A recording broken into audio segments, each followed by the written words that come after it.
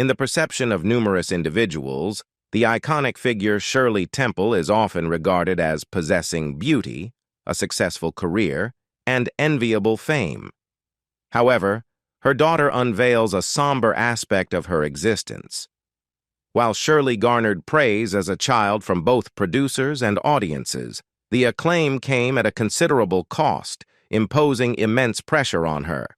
This fame, celebrated by many, paradoxically robbed her of a normal childhood, leaving a haunting legacy that endured until her demise. For those intrigued by the complexities of Shirley Temple's life, this video is a must-watch. Let's begin.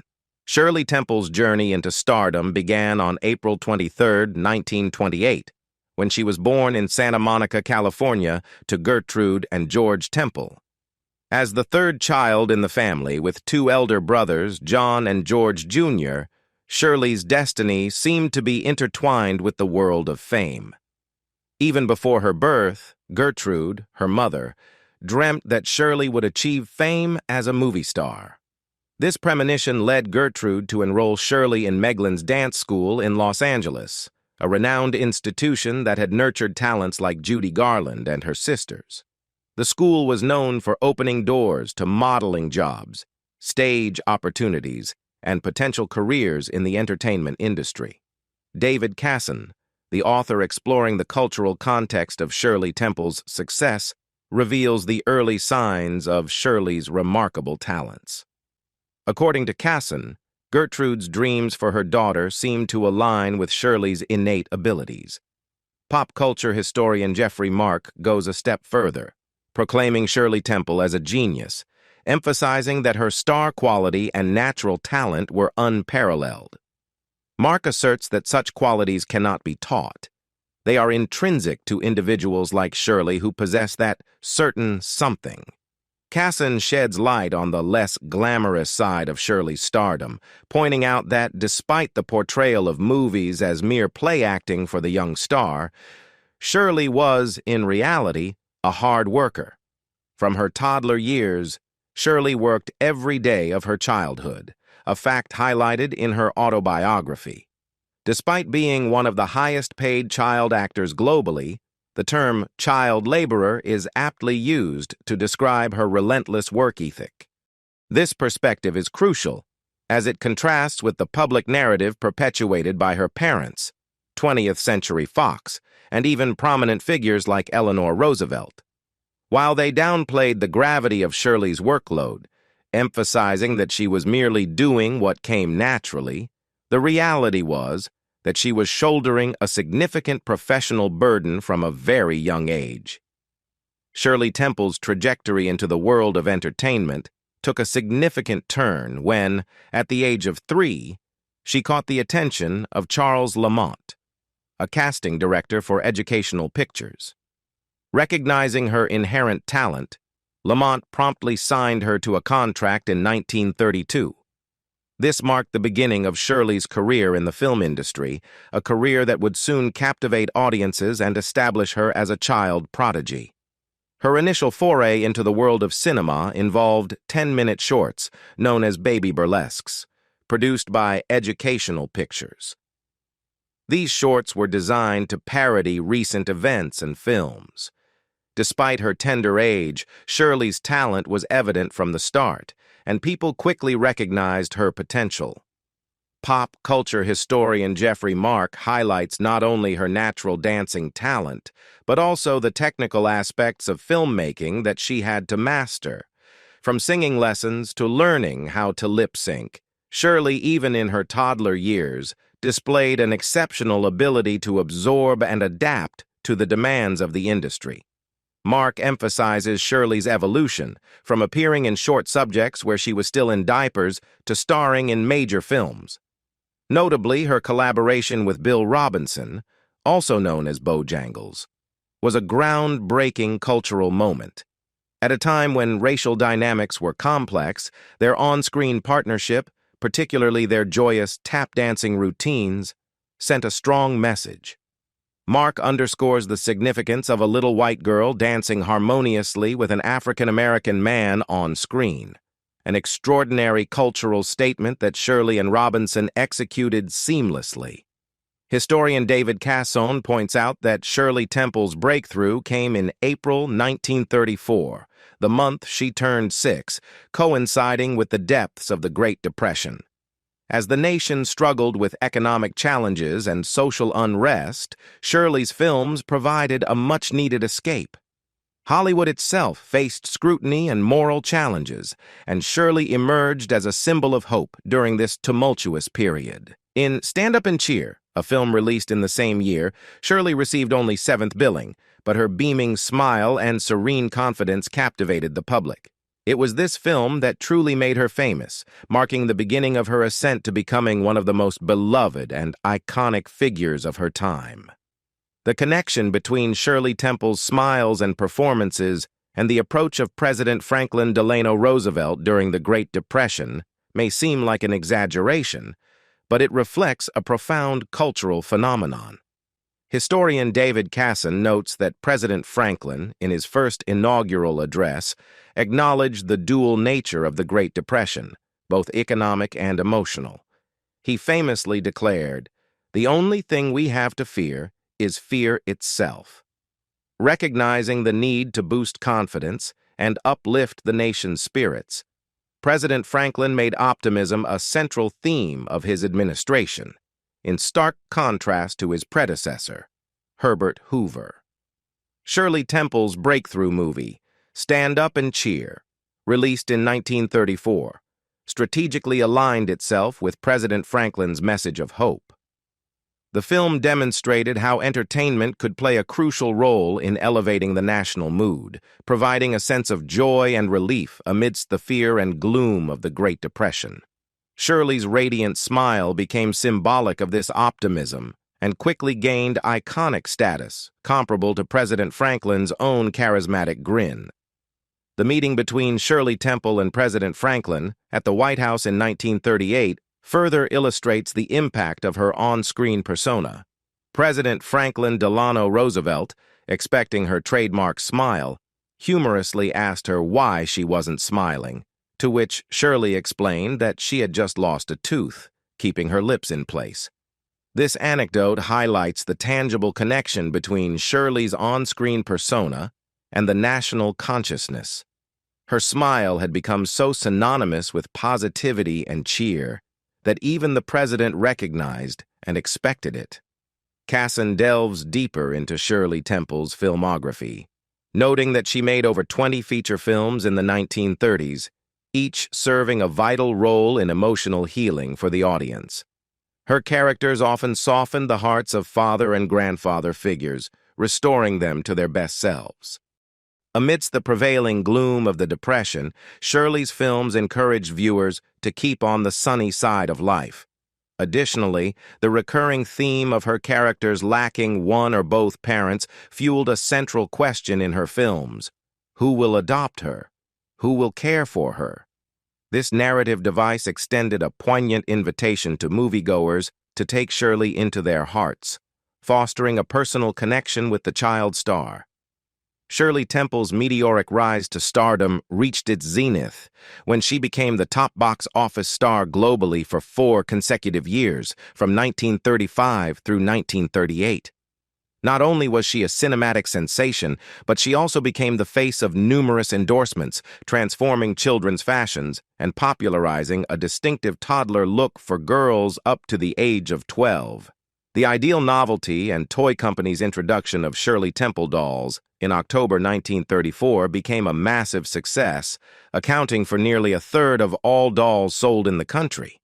Her influence extended to various products, from breakfast cereals and toy sets to dresses, shoes, puzzles, games, large cabinet-sized radios, and even expensive cars. Shirley Temple became the model child consumer, creating an undeniable appeal that resonated with both children and adults. However, as noted by Jeffrey Mark, Shirley encountered a significant challenge as she began to age. Attempts to maintain her youthful image, including the iconic curls, couldn't conceal the natural process of growing up. The potential role of Dorothy Gale in The Wizard of Oz could have marked a transition into adolescence, But the project never materialized due to contractual disagreements between 20th Century Fox and Metro-Goldwyn-Mayer. The opportunity went to Judy Garland, who subsequently became the new child star sensation. As the film industry evolved with the emergence of stars like Judy Garland, Mickey Rooney, and others, and as the world transitioned into World War II, Shirley Temple's films were perceived as old-fashioned.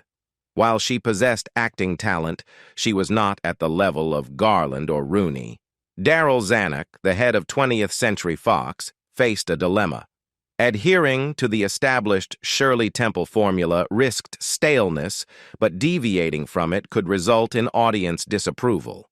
Gertrude Temple, Shirley's mother, expressed frustration with Zanuck's approach, asserting that he didn't know how to make pictures. As Shirley Temple aged, her roles shifted, and she was no longer the star of the show.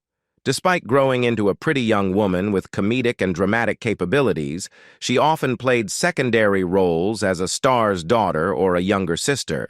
This transition marked a significant shift from the iconic Shirley Temple films to projects where she was a part of the ensemble. In the 1940s, Shirley's films took a different thematic turn. David Casson observes that some find them tiresome, and certain elements are even considered embarrassing. The films introduced themes of childhood flirtation with men, emotionally healing adult male characters, and addressing larger political issues. Casson notes that especially in the 1940s, the depiction of inappropriate relationships with adult men became more overt, making the audience uncomfortable. Behind the scenes of Shirley Temple's iconic film career, a complex family dynamic unfolded, influenced by the psychological impact of her success. Historian David Casson delves into the intricate relationships within the Temple family during the 1930s, emphasizing that understanding Shirley requires recognizing her as part of a team. The central figures in this team were Shirley, her mother Gertrude, and her father George. Gertrude Temple played a multifaceted role in Shirley's life, serving as her coach, hairdresser, agent, and, to some extent, an unofficial manager. Their emotional bond was robust, and Casson suggests that this connection had elements of a narcissistic bond. The success of Shirley Temple became intertwined with Gertrude's own sense of accomplishment and perhaps a channel for her own unfulfilled aspirations. Shirley herself acknowledged being her mother's pet project, indicating the depth of their connection and collaboration in navigating the entertainment industry. On the other hand, George Temple, initially a banker, underwent a transformation into a brand manager, leveraging the success of his daughter. His role was not merely that of a father, but also a frontman for the bank, with people opening accounts because he was Shirley Temple's father. The bank even had a sign that read, "Meet Shirley Temple's father." However, despite the external success, George faced internal struggles. The shadow of his daughter's fame became emotionally challenging, and he eventually made the decision to quit his job and essentially end his career. As Shirley Temple navigated the complexities of fame, she also experienced personal transitions. In 1945, she married film actor John Agar, and together they welcomed their daughter, Linda Susan. However, the marriage was far from a happy union, ultimately leading to their divorce in 1949. Shirley was awarded custody of Linda, marking the end of a tumultuous chapter in her personal life. Historian David Casson reflects on the challenges faced by child stars, drawing on the insights of Diana Sarah Carey, known as Baby Peggy, a major star of the silent era. Baby Peggy wrote sensitively about the emotional dilemmas of child stars and their families, emphasizing the dual role of these young performers as both child laborers and providers for their families. Shirley Temple, in particular, bore this burden on multiple fronts.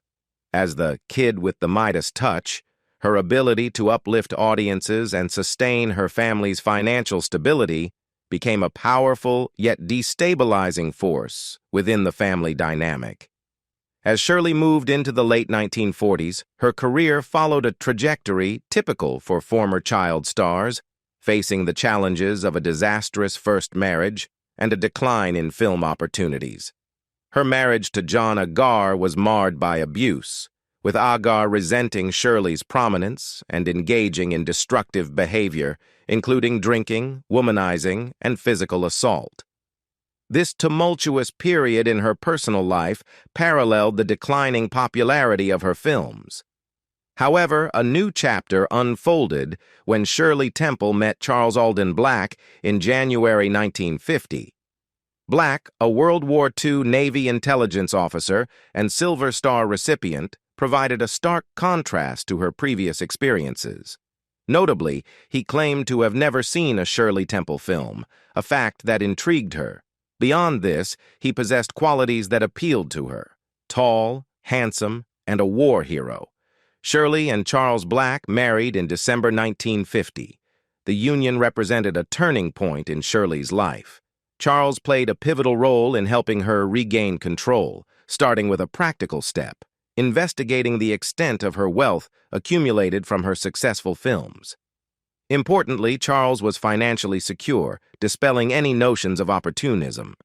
This marriage marked a period of stability and empowerment for Shirley Temple, setting the stage for a new phase in her personal and professional life. After Shirley Temple's marriage, there was a notable hiatus in her show business career. However, she experienced a revival in the realm of television, marking a new chapter in her professional life. NBC granted her the opportunity to host a children's show titled Shirley Temple's Storybook. Shot on videotape in color, the show featured Shirley as the host and narrator, presenting children's stories. Occasionally, she took on roles within the stories. The production was notable for its quality, featuring well-executed shows with a range of talented individuals involved. Despite the success of the program, a certain paradox emerged in Shirley's on-screen presence. Pop culture historian Jeffrey Mark comments on this phase of Shirley's career, noting that even as an adult, Shirley couldn't quite shed the image of the little girl she portrayed in her earlier films. Her openings and closings on the show, while professional, depicted a very grown-up woman looking into the camera with the wide-eyed innocence of a little girl. This contrasted with the trajectory of other child stars like Judy Garland, who successfully transitioned into mature roles as they aged. However, behind the scenes, Shirley faced financial challenges. George Temple, her father, had been responsible for managing her investments, but they didn't fare well. David Casson reveals that Charles Black, Shirley's husband, played a crucial role in bringing financial transparency to her life.